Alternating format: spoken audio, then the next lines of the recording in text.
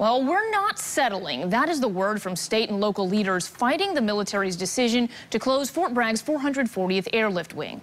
WNCN's Carly Griffith has more from Fayetteville. Representative Renee Elmers met with military officials here at Fort Bragg today to see if there is any way to avoid shutting down the 440th. She, along with local officials, say that it is the wrong decision for Fayetteville, Fort Bragg, and the entire military.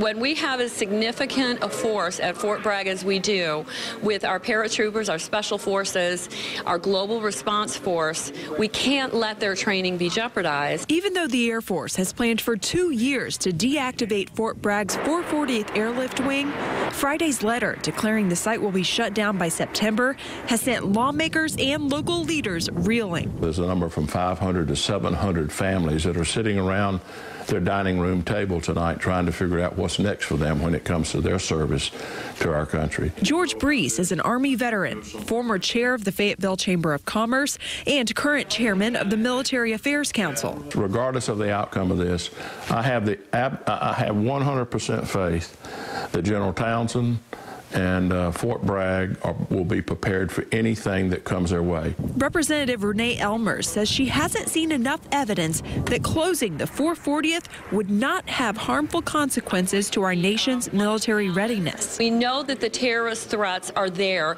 They're more pronounced than ever, and it's grown on a global front. That's why she met with the chief of the Air Force Reserve, Fort Bragg's commanding general, and other military leaders about the deactivation. Brees says at this point, lawmakers are the only ones that can make a difference in the fight to keep the 440th open. We have about a 90-day window to look at this. You know, those of us in Congress, we have to address the issue, we have to comment on this, and we have to pull together to ensure that this doesn't happen. Representative Elmers is actually going to be on her way back to D.C. tomorrow. She says that she will not stop looking for answers or a way to keep the 440th open. In Fayetteville, Carly Griffith, WNCN News Now.